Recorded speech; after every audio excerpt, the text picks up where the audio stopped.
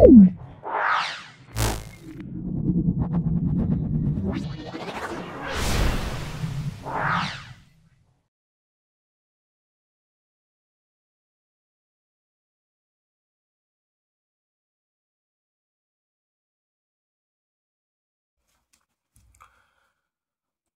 আমরা এই নতুন স্কুলটা আজকে আমরা এবিটিএ টেস্ট পেপার 23তম সেটটা সলভ করছি। খুব ভালো করে ভিডিওটা দেখো, আশা করি আমার এই সেট থেকে তোমরা উপকৃত হবে। চলে এসো আজকের প্রথম প্রশ্নে। ভ্যান অ্যালেন বিকিরণ দেখা যায়, এটা হলো আমরা বলবো ম্যাগনেটোস্ফিয়ার। কথাটা বলবো। এখানে নির্দিষ্ট পরিমাণ গ্যাসের তাপমাত্রা দ্বিগুণ এবং চাপ অর্ধেক করা হলো, তাহলে আয়তন কত হবে দেখে নাও ভালো করে। V1/T1 সমান আমরা বলবো P2V2/T2, এটা আমরা বলবো। গ্যাসের পরম তাপমাত্রা দ্বিগুণ বলেছে, তাহলে এখানে থাক P1V1/T1 সমান আমাকে বলে যে চাপ অর্ধেক মানে P1/2, তাহলে আয়তন বার করছে। আর গ্যাসের তাপমাত্রা দ্বিগুণ মানে আমরা বলবো 2T1 বলবো। তাহলে এখান থেকে দেখো, তাহলে P1V1/T1 সমান আমরা বলবো, দেখো 1/4, এখানে দেখে নাও P1V2/T1, দেখে নাও T1 কেটে গেল, P1 কেটে গেল, তাহলে দেখে নাও এখানে তাহলে V2 কি হবে, V2 দেখো 4V1, তাহলে কত গুণ হবে, দেখো 4 গুণ হবে।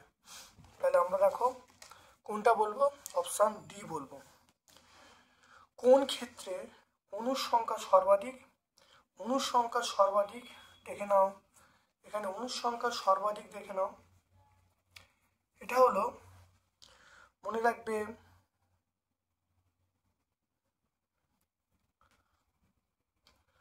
কোন ক্ষেত্রে অণুর সংখ্যা সবচেয়ে বেশি। 32 গ্রাম O2-র মধ্যে অণু আছে 6.022 × 10⁻23। 1 গ্রাম O2 আছে, তাহলে 6.023 × 10⁻23/32, এটা দেখো 16 গ্রাম। তাহলে 16 গ্রামের মতো O2 আছে, তাহলে 6.023 × 10⁻23/16/32, এটা কাটাকুটি করছে, এটা 2 হয়ে যাবে, তাহলে করলে কত হবে 3.011 × 10⁻23। এরপর চলে এসো, এটা O2 আছে। এরপর দেখো বি এর অপশানটায় 44 গ্রাম CO2 মানে 6.022 × 6.023 × 10⁻23, এটা 1 গ্রামে বার করব। 6.023 × 10⁻23/44, এটা হলো আমরা 33 গ্রামে বার করব। তাহলে 6.023 × 10⁻23, এটা 33/44, এটা 3 হবে, এটা 4 হবে, তাহলে এটা করলে দেখো কত হবে,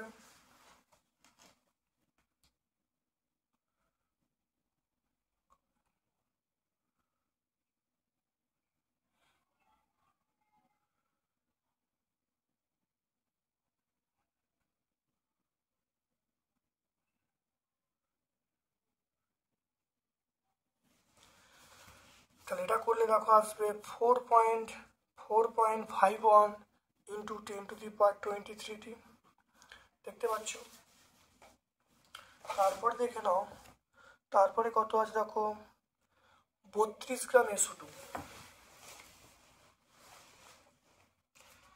দেখে নাও সি এরটা SO2 মানে আমরা কত বলবো, S মানে 32, আর এটা মানে 32, তাহলে 64 গ্রাম। তাহলে 64 গ্রাম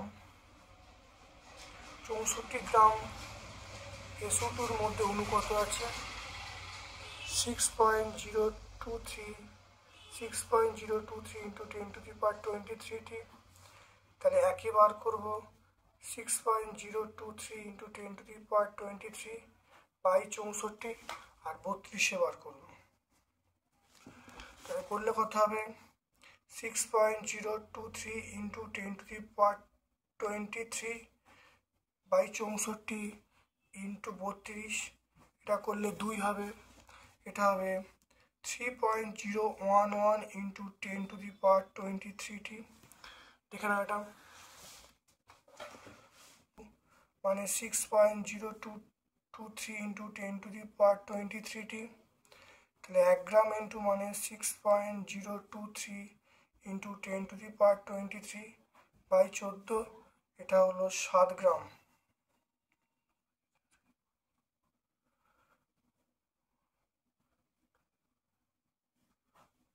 বাই 14 ইন্টু 7, এটা কাটলে দেখো 2, তাহলে 3.011 × 10⁻23।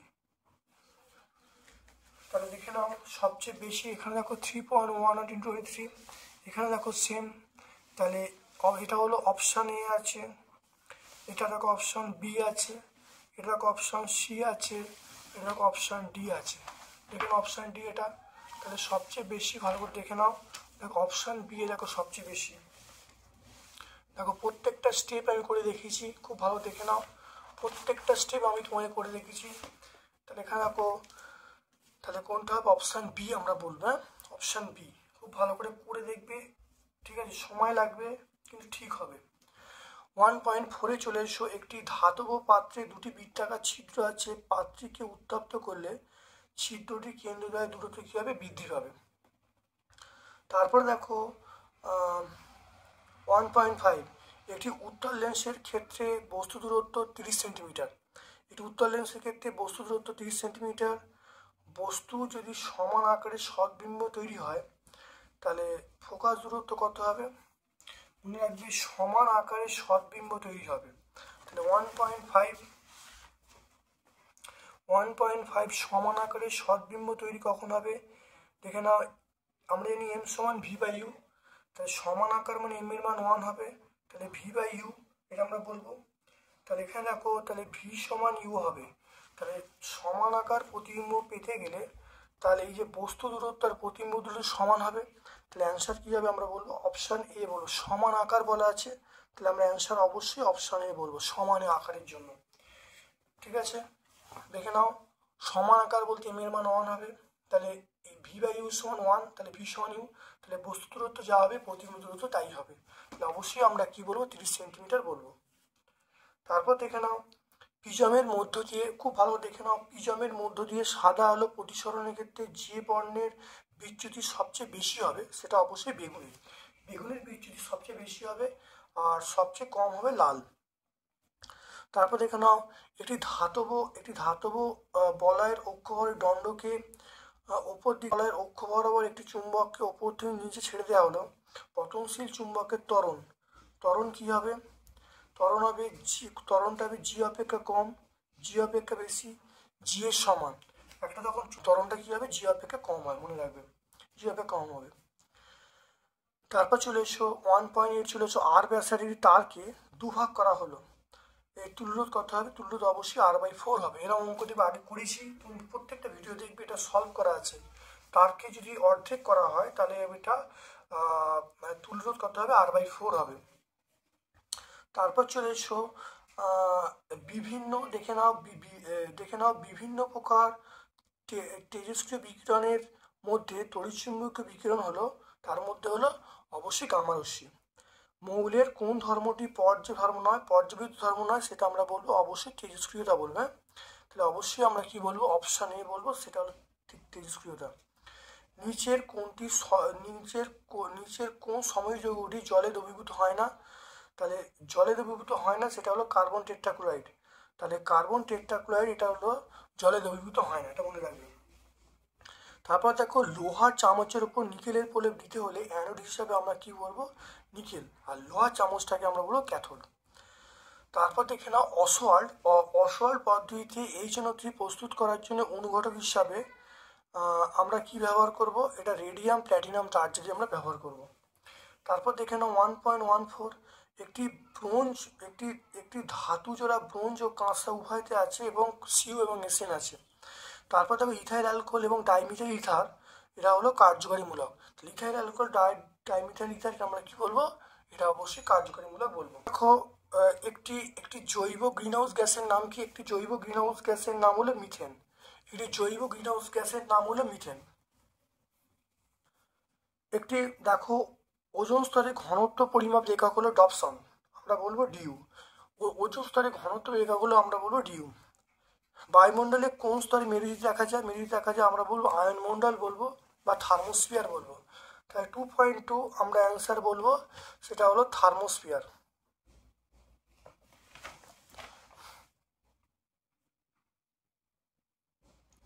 তাহলে আমরা বলবো থার্মোস্ফিয়ার বলবো। কোন দেখে নাও কোন উষ্ণতায় গ্যাসের অণুগুলি লোপ পায়, -273 ডিগ্রি সেন্টিগ্রেড। কোন শর্তে বাস্তব গ্যাস চার্লস এবং বয়েল সূত্র এটা মেনে চলে, নিম্নচাপ উচ্চ উষ্ণতা। তাহলে আমরা কি বলবো, দেখে নাও এটা বলবো 2.4 বলবো উচ্চ উষ্ণতা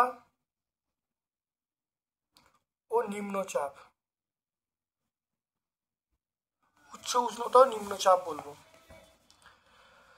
তারপর দেখো এসআই পদ্ধতিতে সর্বজনীন গ্যাস ধ্রুবকের একক। তাহলে অথবা প্রশ্ন হলো এসআই পদ্ধতিতে সর্বজনীন গ্যাস ধ্রুবক একক আমরা বলবো সেটা হলো জুল বলবো, এটা হলো জুল বলবো, জুল বলবো, joule, mole inverse, joule, mole inverse, kelvin inverse, আমরা বলবো joule, mole inverse, kelvin inverse. তারপর দেখো কোন তাপমাত্রা থাকলে লোহা এবং কাঠ স্পর্শ করলে একই গরম অনুভূত হবে, কোন তাপমাত্রায় থাকলে, তাহলে দেখে নাও কোন তাপমাত্রায় থাকলে লোহা এবং কাঠকে স্পর্শ করলে একই গরম হবে। এটি অবতল দর্পণের ফোকাস দৈর্ঘ্য সব বর্ণের আলোর ক্ষেত্রে ড্যাশ হবে, অবতল দর্পণ লিখব ভিন্ন হবে। তারপর দেখো সত্য মিথ্যা বলতে একটি অবতল দর্পণকে জলে নিমজ্জিত করলে ফোকাস বৃদ্ধি পাবে, এটা মিথ্যা। ফোকাস দৈর্ঘ্য এটা একই হবে, বৃদ্ধি পাবে না। একটি গাঢ় মাধ্যমে একটি মাধ্যমে আলোর বেগ বলা আছে, অন্য একটা মাধ্যমে আলোর বেগ বলা আছে, তাহলে বলা আছে আলো সাপেক্ষে কোনটি লঘুতর কোনটা ঘনতর। দেখে নাও যার বেগ বেশি, তাহলে যা এটা দেখো বেগ বেশি, এটা দেখো বেগ বেশি, তাহলে এটা হলো লঘু মাধ্যম। যার বেগ বেশি সেটা লঘু, যার বেগ কম সেটা হলো ঘন। তাহলে যার বেগ কম, এর দেখো বেগ কম, তাহলে এটা হলো ঘন মাধ্যম, এর দেখো বেগ বেশি, তাহলে এখানে এই মাধ্যমটা লঘু মাধ্যম। কোন যন্ত্রের সাহায্যে তড়িৎচালক বল মাপা হয়, দেখে নাও 2.8, আমরা দেখে নাও 2.8 দেখে নাও। তড়িৎচালক বল মাপার যন্ত্রের নাম হলো পোটেনশিওমিটার, কি নাম মনে রাখবে, পোটেনশিওমিটার। তড়িৎচালক বল মাপার যন্ত্রের নাম হলো আমরা বলবো পোটেনশিওমিটার। তারপর দেখো ভাস্কর বাতি, CFL এবং LED, এদের কোনটার মধ্যে শক্তির অপচয় রোধ করতে কোনটি ব্যবহার করা ভালো, এটা আমরা বলবো LED। তাহলে শক্তি অপচয় রোধ করতে এটা আমরা 2.9 আমরা বলবো LED বলবো, সবসময় LED ব্যবহার করা উচিত শক্তি অপচয় কম করার জন্য। তারপরে দেখো 220 60 ওয়াট এবং 220 100 ওয়াট বাতি দুটিকে দেখে নাও 220 60 ওয়াট 220 100 ওয়াট বাতি দুটিকে শ্রেণী সমবায় যুক্ত করে 220 ভোল্ট বিভব থাকলে কোনটি অপেক্ষিত বেশি আলো দেবে। দেখে নাও তাহলে এখানে দেখে নাও, তাহলে আমরা প্রথম চলে আসছি, দেখো অথবার প্রশ্নটা আমরা চলে আসছি, অথবার প্রশ্ন দেখো চলে আসছি, সেটা দেখে নাও পি, তাহলে পি ইকুয়াল টু আমরা বলবো ভি স্কোয়ার বাই আর, তাহলে আর সমান বলবো ভি স্কোয়ার বাই পি।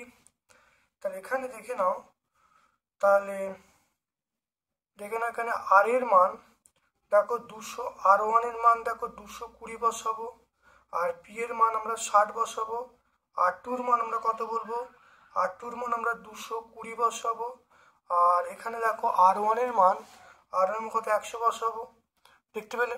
তাহলে এখানে দেখো দেখে নাও, তাহলে কোন বাতির রোধ বেশি, তাহলে এখানে দেখো কত হবে, এটা কত হচ্ছে দেখে নাও, তাহলে কোন বাতির রোধ বেশি দেখে নাও, তাহলে R one by R two এখানে করছি, দেখো R one by R two, R one by R two করলে কত হবে, দেখে নাও R one by R two করলে তাহলে 220 তার স্কোয়ার বাই 60, এটা হলো 220 তার স্কোয়ার বাই 100। তাহলে এখান থেকে আমরা বলবো আর ওয়ান বাই আর টু এটা হলো 100 বাই 60, 100 বাই 60 মানে আমরা বলবো 5/3, তাহলে 5/3, তাহলে আর ওয়ানের রোধটা বেশি, দেখতে পাচ্ছ আর ওয়ানের রোধটা বেশি, তাহলে যার রোধ বেশি সেটা কিন্তু শ্রেণীর সমবায় উজ্জ্বলভাবে জ্বলবে। তাহলে এখানে দেখো, তাহলে প্রথম বাতিটা উজ্জ্বল শিখা জ্বলবে, তাহলে আমরা কি বলবো, তাহলে এখানে কোনটি উজ্জ্বল শিখা জ্বলবে, প্রথমটা, যার রোধ বেশি, এখানে দেখে নাও প্রথম আর ওয়ান, তাহলে আর ওয়ানের রোধ বেশি, তাহলে প্রথমটা কিন্তু উজ্জ্বল শিখা জ্বলবে, ভালো করে জ্বলবে।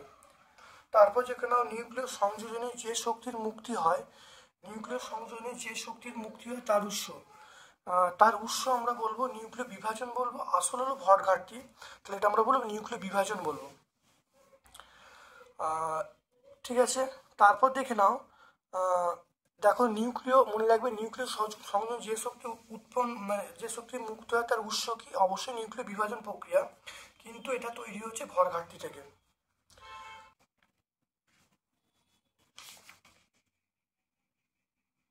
তাহলে 17 নম্বর দেখে নাও, 17 নম্বর গ্রুপকে আমরা বলবো হ্যালোজেন মৌল। তাহলে হ্যালোজেন মৌল যেমন ফ্লুরিন, ক্লোরিন, দেখে নাও ফ্লুরিন, ক্লোরিন, ব্রোমিন, আয়োডিন, এগুলো সব আছে। তাহলে এখানে দেখো, তাহলে হ্যালোজেন মৌল আমরা বলবো ব্রোমিন, তাহলে এটা কোনটা বলবো 2.1, এটা হলো ব্রোমিন। ক্ষারীয় মৃত্তিকা মৌল,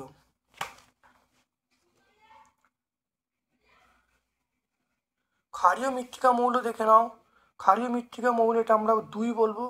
ক্ষারীয় মৃত্তিকা মৌল, ক্ষারীয় মৃত্তিকা ধাতু এটা আমরা বলবো 2, দেখে নাও BMgCaSr BA। আমরা দেখো ক্ষারীয় মৃত্তিকা মৌল আমরা কিন্তু এটা এসআর বলবো, এসআর হলো ক্ষারীয় মৃত্তিকা মৌল, তাহলে এটা আমরা বলবো ক্ষারীয় মৃত্তিকা মৌল।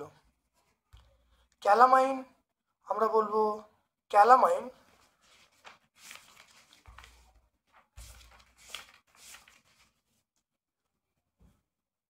ক্যালামাইন আমরা বলবো জিঙ্ক বলবো, ক্যালামাইন আমরা জিঙ্ক বলবো।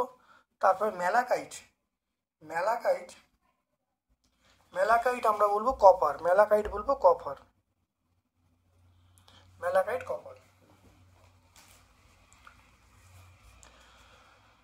তা দেখে নাও, এটা হলো হ্যালোজেন মৌল ব্রোমিন, ক্ষারীয় মৃত্তিকা ধাতু, ক্ষারীয় মৃত্তিকা ধাতু এটা হলো ক্ষারীয় মৃত্তিকা ধাতু, এটা হলো এসআর বলবো। ক্যালামাইন এটা জিঙ্ক বলবো, ম্যালাকাইট আমরা সিউ বলবো। তারপর দেখো অ্যামোনিয়ার অণুতে কটি নিঃসঙ্গ ইলেকট্রন জোড় বর্তমান,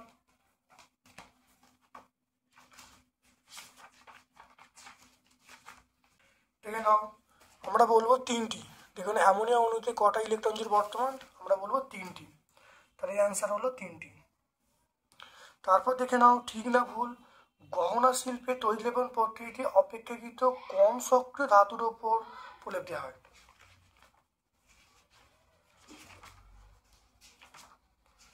দেখে নাও, দেখে নাও অপেক্ষাকৃত, দেখো অপেক্ষাকৃত বেশি সক্রিয় ধাতুর, দেখো অপেক্ষাকৃত বেশি সক্রিয় ধাতুর ওপর তৈল বিশ্লেষণ প্রক্রিয়া কম ধাতুর প্রলেপ দেওয়া হয়, তাহলে বেশি সক্রিয় ধাতুর উপরে কম সক্রিয় ধাতু প্রলেপ দেওয়া হয়। তাহলে এখানে কি দেখো বলা আছে, গহনা, দেখে নাও গহনা, গহনা শিল্পে তড়িৎ বিশ্লেষণ পদ্ধতিতে কম সক্রিয় ধাতুর প্রলেপ দেওয়া হয়। তো বলছে এটা আমরা কি বলবো, সত্য বলবো, সত্য বলবো।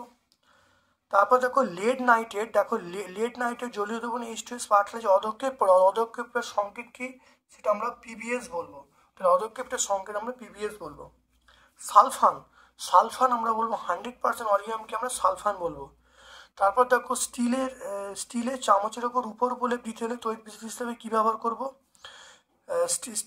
স্টিলের চামচের ওপর উপর প্রলেপ দিতে হলে, দেখে নাও, স্টিলের চামচের উপর প্রলেপ দিতে হলে আমরা পটাশিয়াম আর্জেন্টো সায়ানাইড ব্যবহার করবো, পটাশিয়াম আর্জেন্টো সায়ানাইড। ঠিক আছে। তারপর দেখো CH3CH2OH,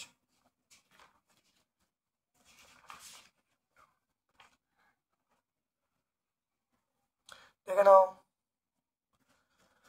CH2CH2OH, এটার নাম কি, এটার নাম হলো প্রোপান 1 অল। দেখে নাও প্রোপান 1 অল, ভালো করে দেখে নাও, এটার নাম হলো প্রোপান 1 অল।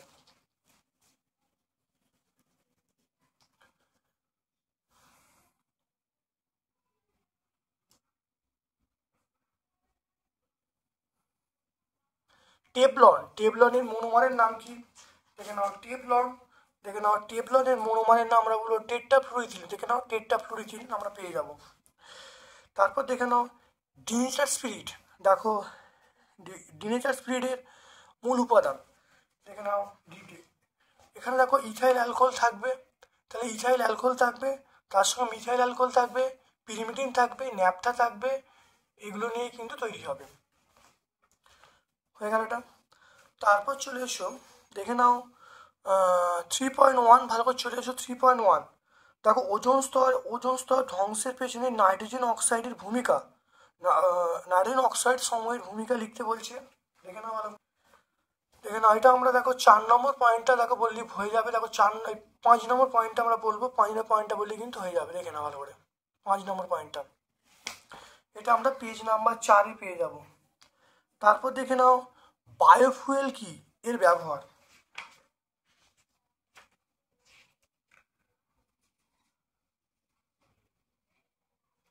দেখে নাও বায়োমাস থেকে যে জ্বালানি তৈরি হয় তাকে আমরা বলবো বায়োফুয়েল। এর ব্যবহার কি, এর ব্যবহার আমরা বলবো সেটা হলো জ্বালানি হিসেবে ব্যবহার করব। তারপরে দেখো এটা মেন ব্যবহার আমরা বলবো জ্বালানি হিসাবে। গ্যাসের, দেখে নাও গ্যাসের অণুর গতিশীলতার সাপেক্ষে দুটো যুক্তি লিখতে বলছে,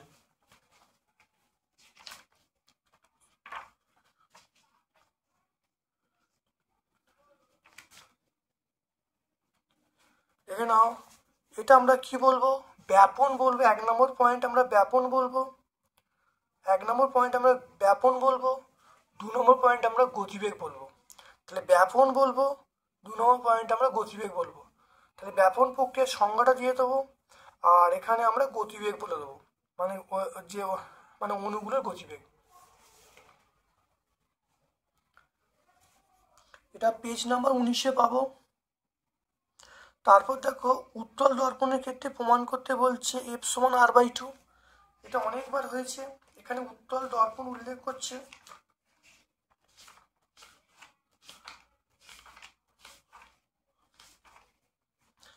উত্তল দর্পণে দেখে নাও, এটা দেখে নাও উত্তল দর্পণের ক্ষেত্রে এটা পেজ নাম্বার 40-এ তোমরা পেয়ে যাবে, পেজ নাম্বার 40।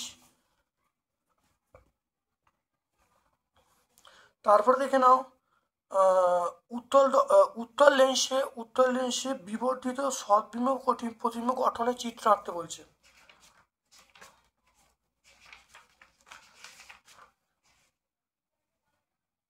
দেখে নাও উত্তল লেন্স দ্বারা অবশিষ্ট বিবর্ধিত সদ্বিম্ব গঠন, এই ছবিটা ভালো করে আঁকবে।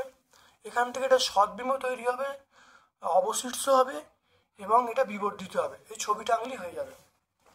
এটা পেজ নাম্বার 90-এ পেয়ে যাব, পেজ নাম্বার 50, সরি 90 না 50। তারপর দেখে নাও দুটি ভিন্ন তাপমাত্রা T1 ও T2 ধাতব তড়িৎ প্রবাহ বিভব দেখানো হয়েছে। দেখো দুটো ভিন্ন তাপমাত্রায় তড়িৎ প্রবাহ এবং বিভব দেখানো হয়েছে, কোনটি বড় এবং কেন। দেখে নাও আইভি লেখচিত্র আছে, যেখানে এখানে তাপমাত্রার কোনো উল্লেখ নেই। ভালো করে দেখো, তাপমাত্রার কোনো উল্লেখ নেই। বিভব প্রভেদ, কারেন্ট, এর মধ্যে তাপমাত্রার কোনো ব্যাপার নেই। দেখে নাও, তাহলে এখানে তাপমাত্রার কোনো গল্প নেই। তাহলে দেখে নাও আইভি লেখচিত্র যখন আঁকছি, এটা তাপমাত্রা ইন্ডিপেন্ডেন্ট, তাপমাত্রার উপর নির্ভর করে না, বিভব প্রভেদের উপর নির্ভর করে।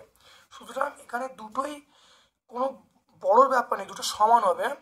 বলবে কোনো দুটোই সমান হবে, কারণ এখানে তাপমাত্রার উপর লেখচিত্র নির্ভর করে না, এটা বললেই হবে। তারপর যে উদাহরণ দিয়ে দেখা হচ্ছে আয়নীয় যৌগের অক্টেট পূর্ত ছাড়াও আয়নীয় যৌগ গঠিত হতে পারে। অক্টেট পূর্ত ছাড়াও এখানে আমরা এটা বলবো, যেমন এলআইএইচ, এখানে এলআইএইচটা আমরা বলবো অক্টেট পূর্ণ হয়নি, তবুও কিন্তু যৌগ গঠন করতে পারছে। দেখে নাও, অর্থাৎ আমরা এই লিথিয়াম হাইড্রোক্সাইডটা বলবো। 106 পেজ এটা। তারপর দেখো H2O, লুজটা রাখতে বলছে H2O CH4। H2O CH4 দেখে নাও, দেখে নাও ভালো করে।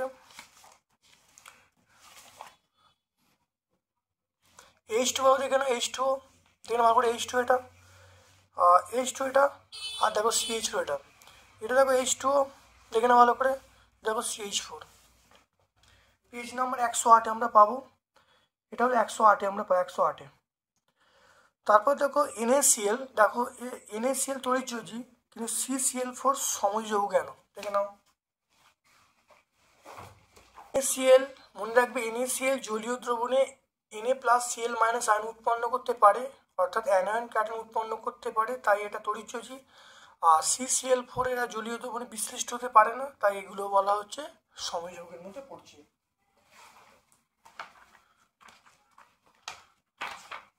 তারপর দেখো না নাইট্রোলিন কি, এর ব্যবহার লিখতে বলছে। দেখে নাও ক্যালসিয়াম সাইনামেট এবং কার্বনের ধূসর মিশ্রণকে নাইট্রোলিন বলবো, এটা জমিতে সার হিসেবে ব্যবহার করা হয়। এটা পেজ নাম্বার 125-এ পেয়ে যাবে। তারপর দেখো অ্যালুমিনিয়াম পাতে মোড়া চাটনি খাওয়া উচিত নয় কেন? দেখে নাও অ্যালুমিনিয়াম পাতে মোড়া আর চাটনি বা আচার খাওয়া উচিত নয়, কারণ চাটনি আচারে জৈব অ্যাসিড থাকে, এছাড়া চাটনি আচার সংরক্ষণের জন্য ভিনিগার মেশানো থাকে। তাহলে ভিনিগার হলো জৈব অ্যাসিটিক অ্যাসিডের জলীয় দ্রবণ। চাটনি বা আচার অ্যাসিটিক অ্যাসিড বা দেখো মানে এর সঙ্গে অ্যালুমিনিয়ামের সঙ্গে ধীরে ধীরে বিক্রিয়া করে বিষাক্ত লবণ তৈরি করে, যা শরীরের পক্ষে অত্যন্ত ক্ষতিকারক। পাত্র আর্দ্র বাতাসে ফেলে রাখলে সবুজ ছোপ পড়ে কেন?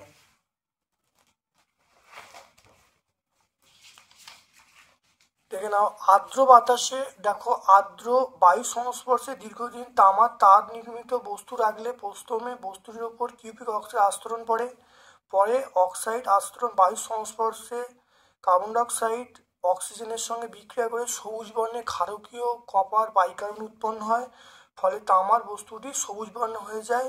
এই আস্তরণটিকে আমরা প্যাটিনা বলবো। বিক্রিয়া লিখে দেবো, দেখে নাও এটা খুব ভালো দেখে নাও।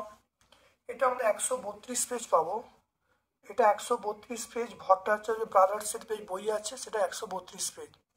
আর এটা আমরা পাবো সহায়িকা, এটা আমরা পাবো 536, সহায়িকাটা পাবো 536, এটা পাবো। তারপর দেখো রেকটিফাইড স্পিরিট কি?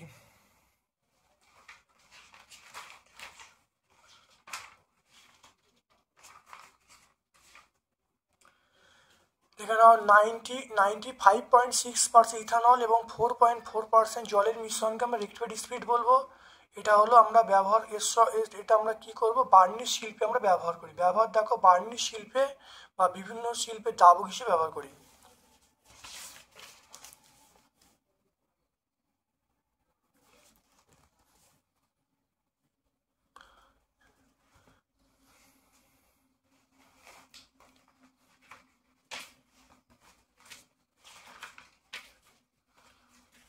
তারপর দেখো অ্যাসিলিন থেকে কিভাবে CH3 বন্ড CH3 তৈরি করবে।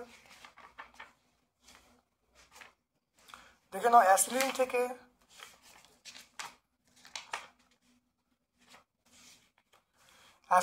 কিভাবে তৈরি, দেখে নাও দেখে নাও অ্যাসিলিন থেকে 200 সেন্টি তাপমাত্রায় নিকেল অনুঘটকের সাহায্যে ইথিলিন উৎপন্ন হবে, তারপরে ইথিলিন হাইড্রোজেনের সঙ্গে বিক্রিয়া ইথিন উৎপন্ন করবে। ভালো দেখে নাও, এটা 145 পেজ। তারপর দেখো চলে এসো পরম, দেখে নাও পরম উষ্ণতায় পরমের স্কেল অনুযায়ী চাল সূত্র বিবৃত করতে বলছে এবং চাপের মাত্রা, গ্যাসের চাপের মাত্রা লিখতে বলছে।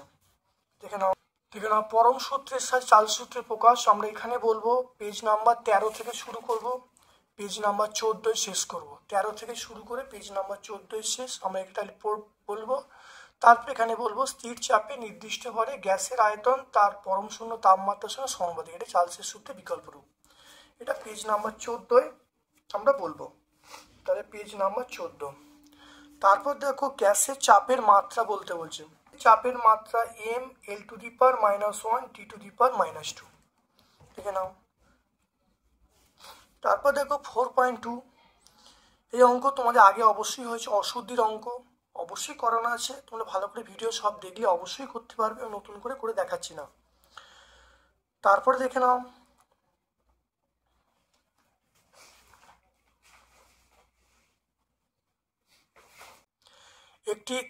একটি গ্যাসীয় মৌলের বাষ্প ঘনত্ব অক্সিজেনের বাষ্প ঘনত্বের 5 গুণ। একটি গ্যাসীয় মৌলের বাষ্প ঘনত্ব অক্সিজেনের বাষ্প ঘনত্বের 5 গুণ। গ্যাসটির আণবিক গুরুত্ব এবং অক্সিজেনের আণবিক গুরুত্ব বলা আছে। দেখে নাও অঙ্কটা তোমরা পেয়ে যাবে। দেখে নাও এই অঙ্কটাকে পুরোটা করা আছে, সলভ করা আছে, ভালো করে দেখে নাও অঙ্কটা।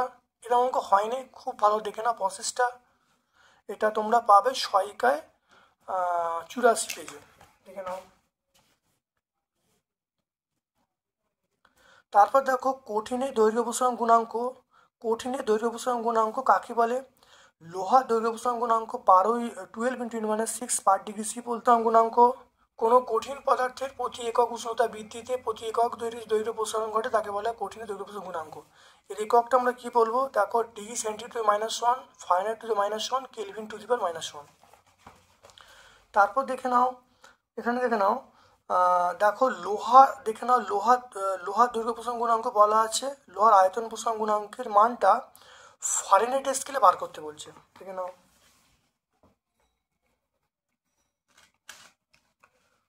দুয়েরটা,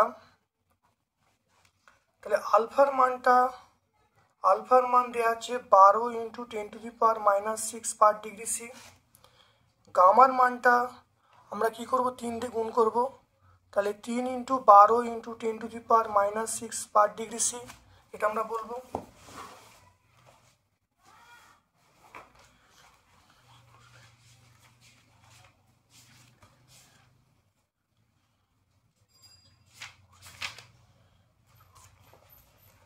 তাহলে আমরা যখন এটা হলো গামা এফ পাবো, তাহলে 5/9 ইন্টু এই মানটা 3 × 10⁻3 × 12 × 10⁻⁻6 পার ডিগ্রি সি।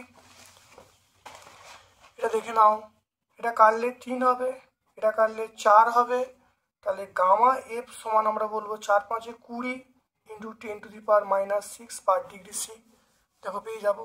তাহলে ফারেনহাইট স্কেলের মান আমরা পেয়ে যাবো 20 × 10⁻6 পার ডিগ্রি সি।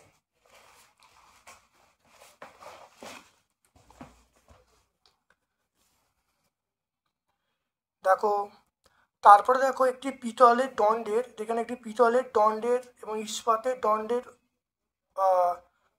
দৈর্ঘ্যের পার্থক্য সকল তাপমাত্রার সমান হবে, এটি কি করে সম্ভব? উত্তরটা লিখবো। দেখে নাও এই উত্তরটা।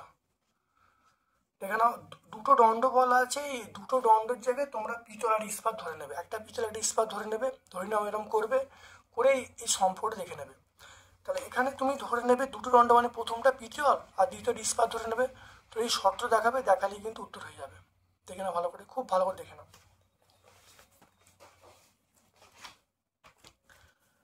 তারপর দেখো এটা আমরা কয়েকটা পেজে পরপর করেছি, তোমরা দেখতেই পাবে যে মিউ এর মান 1-এর থেকে বড় হয়, আগের পেজে আমরা করেছি। আর আপেক্ষিক প্রতিসরাঙ্কের মান 1 অপেক্ষা কম হতে পারে কি? মনে রাখবে প্রতিসরাঙ্কের মান সবসময় 1-এর থেকে বড়ই হয়, এটা মনে রাখবে সবসময়। তারপর দেখে নাও 4.5 দীর্ঘদৃষ্টি হাইপারমেট্রোপিয়া কি, এর কারণ কি?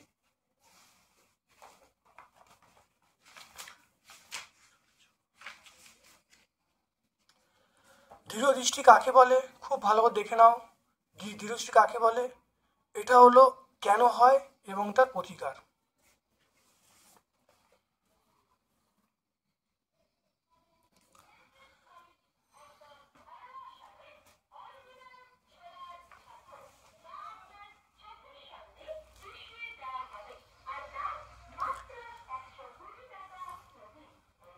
দেখে নাও, প্রিজমের মধ্য দিয়ে আলোকরশ্মি প্রতিসরণের ক্ষেত্রে দেখা হয় যে ডেল্টা সমান I1 প্লাস I2 মাইনাস এ। দেখে নাও, এটা হলো পেজ নাম্বার 45, আমরা বলবো পেজ নাম্বার 45।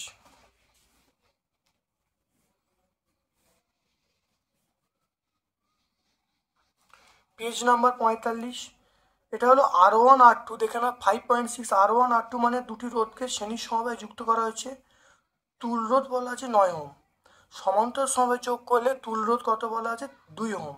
তাহলে R1 R2 মান বার করতে বলছি। তাহলে RS দেখে নাও, RS সমান দুটো রোধ, একটা হলো R1 একটা R2, তাহলে RS সমান R1 প্লাস R2, এই মানটা দেখো বলা আছে 9 বলা আছে, তাহলে R1 প্লাস R2 মানটা আমরা 9 বললুম।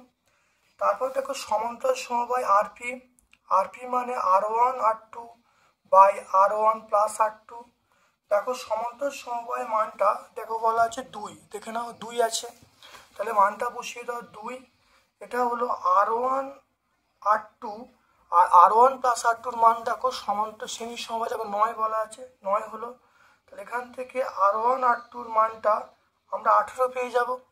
তাহলে দেখে নাও R1 প্লাস R2 মানটা হলো 9 আর R1 মানটা হলো 18, দেখে নাও।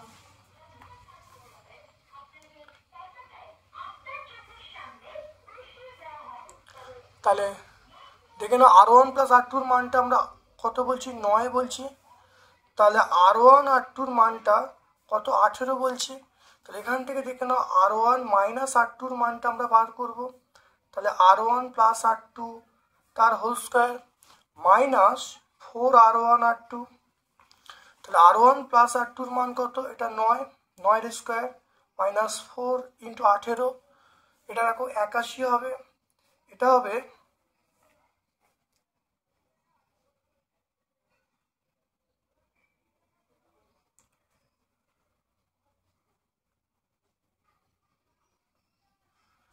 দেখো 72 হবে, তাহলে 81 মাইনাস 72 এটা 9 হবে, তাহলে R1 মাইনাস R2 মানটা আমরা কত বলবো, এটা 3 বলবো, তাহলে এই মানটা বেরিয়েছে R1 মাইনাস R2 তার হোল স্কয়ারের মান, তাহলে R1 মাইনাস R2 মান কত 3 হবে, তাহলে R1 প্লাস R2 মান আমরা আগে জানি 9 আর R1 মাইনাস R2 মান আমরা পাচ্ছি কত 3, তাহলে দেখো R1 প্লাস R2 মান দেখো 9 আর R1 মাইনাস R2 মান 3, দেখো এটাকে আমি প্লেন যোগ করছি, দেখো 2R1 সমান 12, তাহলে R1 সমান কত 12 বাই 2 মানে 6, তাহলে R1 সমান 6 পেয়ে গেলাম। এবার দেখো তাহলে R1 প্লাস R2 এই মানটা 9 ছিল, তাহলে R1 এর মান 6, তাহলে R2 এর মান কত হবে, তাহলে R2 এর মান আমরা বলবো 9 মাইনাস 6, R2 এর মান আমরা বলবো 3, তাহলে দুটি রোধ কত হবে, তাহলে দুটি রোধ এটা হবে 6 ওহম এবং 3 ওহম।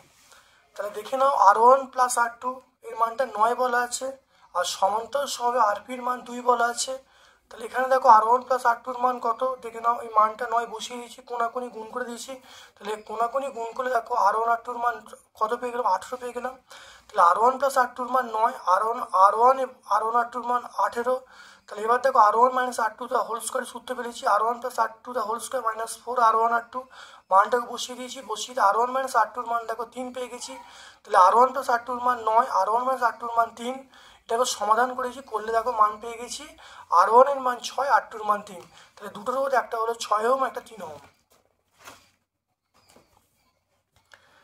তারপর দেখো তড়িৎচুম্বক কাকে বলে। দেখে নাও তড়িৎচুম্বক কাকে বলে। কি মানে কোনো চৌম্বক পদার্থকে তড়িৎ পাঠিয়ে যে চুম্বক তৈরি করে তাকে বলে তড়িৎচুম্বক। মানে কোনো চৌম্বক পদার্থকে তড়িৎ পাঠিয়ে যে চুম্বক তৈরি করা হয় কৃত্রিম উপায়ে তাকে বলবো তড়িৎচুম্বক। তড়িৎচুম্বক শক্তি বাড়ানো না কীভাবে যায়, যদি প্রবাহ মাত্রা বাড়ে তাহলে তড়িৎচুম্বক শক্তি বাড়বে। যদি শক্তিশালী চুম্বক ব্যবহার করি তাহলে ওটা তড়িৎচুম্বক শক্তি বাড়বে। আর চুম্বকের পাক সংখ্যা বৃদ্ধি করলে তাই তড়িৎচুম্বকের শক্তি বাড়বে। তাহলে 1 নম্বর তড়িৎ প্রবাহের মাত্রা বাড়ালে চুম্বক যেটা আছে আর পাক সংখ্যা বাড়ালে এটা বাড়বে। তারপর দেখো কোনো বর্তনীতে আবিষ্ট প্রবাহের অভিমুখ লেন্জের সূত্রটা দেখে নাও। তাহলে কোনো বর্তনীতে আবিষ্ট তড়িৎ প্রবাহের অভিমুখ সংক্রান্ত লেন্জের সূত্রটা বলতে বলছে। লেন্জের সূত্র থেকে শক্তির সংরক্ষণ সূত্র প্রতিষ্ঠা করতে বলছে। দেখে নাও ভালো করে।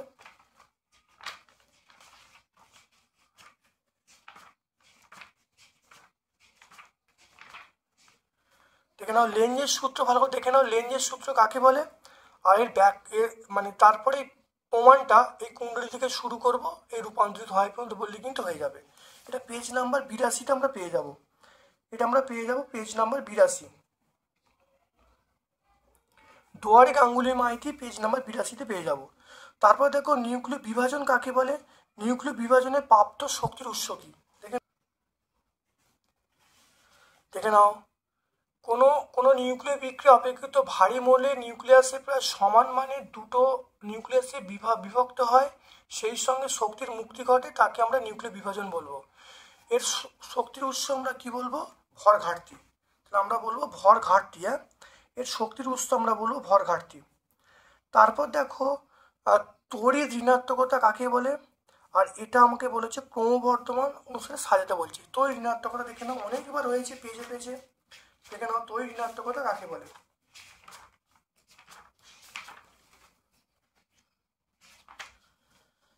দেখে নাও অন্য কোনো মৌলের পরমাণু সমজীব বন্ধে আবদ্ধ থাকা অবস্থায় বন্ধ সৃষ্ট ইলেকট্রন জোড়কে কোনো মৌলের পরমাণু দিকে আকর্ষণ করার ক্ষমতাকে আমরা বলবো তড়িৎ ঋণাত্মকতা। এখানে দেখে নাও তাহলে এফ সবচেয়ে বেশি, তারপরে সিএল, তারপরে বিআর, তারপরে আই। যদি ছোট থেকে বলি তাহলে প্রথম আই হবে, তারপরে বিআর, তারপর সিএল, তারপরে এফ। আচ্ছা কি এখানে দেখে নাও এ বি সি তিনটে মৌল আছে, পরমাণু ক্রমাঙ্ক বলা আছে। এদের মধ্যে বি মৌলটা নিষ্ক্রিয়, তাহলে কোনটা ধাতু কোনটা অধাতু বলতে বলছে।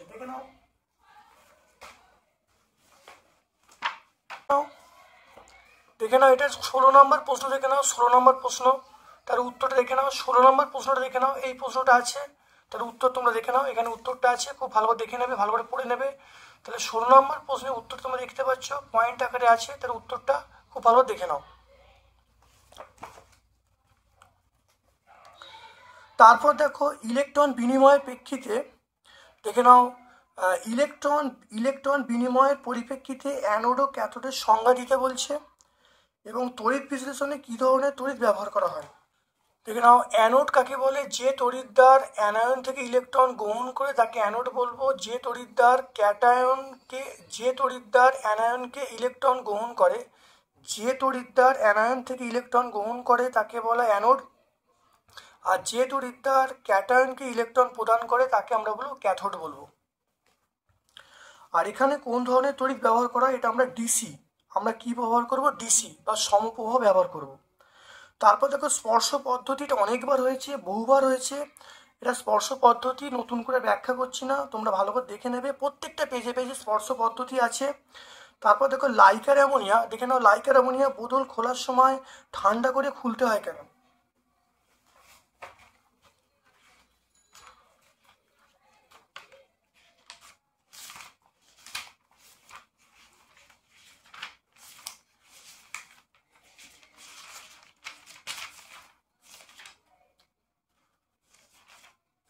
দেখে নাও লাইকার অ্যামোনিয়া বোতল খোলার সময় কেন ঠান্ডা করে খুলতে হয়, ভালো করে কারণটা দেখে নাও। লাইকার অ্যামোনিয়া বোতল খোলার সময় ঠান্ডা করে খুলতে হয়, তোমরা পেজ নাম্বার 115 পেয়ে যাবে। তারপর দেখো লাইকার অ্যামোনিয়া তরল অ্যামোনিয়ার পার্থক্য। দেখে নাও লাইকার অ্যামোনিয়া তরল অ্যামোনিয়ার পার্থক্য তোমরা 115 পেজে পেয়ে যাবে, দুটো পার্থক্য আছে, তো এটা পেজ নাম্বার 115 তোমরা পেয়ে যাবে। তারপর দেখো এবিসিকে শনাক্ত করতে বলছে, খুব ভালো করে দেখে নাও। CH3 CH2OH এর সঙ্গে দেখো মানে বিভিন্ন স্টেপগুলো হয়েছে, এটা অনেকবার হয়েছে, তবু আরেকবার তোমরা একটু দেখে নাও। সেটা হলো দেখো অ্যাসিটিক অ্যাসিড থেকে ইথাইল অ্যালকোহল থেকে কীভাবে হচ্ছে দেখে নাও। প্রথম দেখো ইথাইল অ্যালকোহলের সঙ্গে গাঢ় H2SO4, তার সঙ্গে 170 থেকে 180 তাপমাত্রা দেওয়া হচ্ছে। দেখে নাও ইথাইল অ্যালকোহলের সঙ্গে এই বিক্রিয়া হচ্ছে। প্রথম এটা কি হলো দেখে নাও, এটা হলো ইথিলিন তৈরি হলো, তাহলে আমরা এটা বলবো ইথিলিন। তাহলে এটা হলো ইথিলিন, তাহলে এটা আমরা পেয়ে গেলাম ইথিলিন, তাহলে এর মান আমি পেয়ে গেলাম ইথিলিন। তাহলে এটা আমরা পেয়ে গেলাম CH2 ডবল বন্ড CH2, এটা ইথিলিন। তারপর দেখো এখানে Br2 চালনা করা হচ্ছে, CCl4 চালনা করা হচ্ছে। দেখো ইথিলিনের সঙ্গে যদি আমি এইটা প্রয়োগ করি দেখে নাও, এটা উৎপন্ন হবে 1,2 ট্রাইব্রোমো ইথেন উৎপন্ন হবে। তাহলে এটা কি উৎপন্ন হবে বিয়ে ভালো করে দেখে নাও। তাহলে বিয়ে উৎপন্ন হলো, তাহলে CH2Br আর কি হবে CH2Br, তাহলে এটা উৎপন্ন হবে CH2Br। তারপরে দেখো ইথিলিনকে দেখে নাও ভালো করে, এখানে বলা আছে ইথিলিনকে আবার বলা আছে এনআই অনুঘটকের সাহায্যে 200 ডিগ্রি সেন্টিগ্রেড তাপমাত্রায় উত্তপ্ত করা হচ্ছে। তাহলে ইথিলিনকে দেখো এনআই অনুঘটকের সাহায্যে 200 সেন্টিগ্রেড তাপমাত্রায় উত্তপ্ত করা হচ্ছে। ইথিলিনকে উত্তপ্ত করে কি উৎপন্ন হচ্ছে দেখো ইথেন, দেখে নাও ইথেন উৎপন্ন হচ্ছে, দেখতে পাচ্ছ ইথেন। তাহলে CH3 বন্ড CH3, তাহলে সি যৌগটার নাম আমরা কি বলবো, সেটা হলো CH3 বন্ড CH3। তাহলে এটা হলো CH3 double bond CH2, beta হলো CH2Br আর সিটা হলো CH3 বন্ড CH3। তাহলে তিনটে যৌগ আমরা চিহ্নিত করতে পারলাম। তাহলে আজকে আমরা তাহলে এই সেটটা সম্পূর্ণ ব্যাখ্যা করলাম। ভিডিওটা কেমন লাগলো কমেন্ট সেকশানে কমেন্ট করবে, যদি ভালো লাগে লাইক করবে, যারা চ্যানেলটাকে সাবস্ক্রাইব করুন চ্যানেল সাবস্ক্রাইব করবে, বেল বাটনে ক্লিক করে দেবে। আমার পক্ষ থেকে সকলকে ধন্যবাদ ও শুভকামনা জানিয়ে আজকের মতো ভিডিও শেষ করলাম।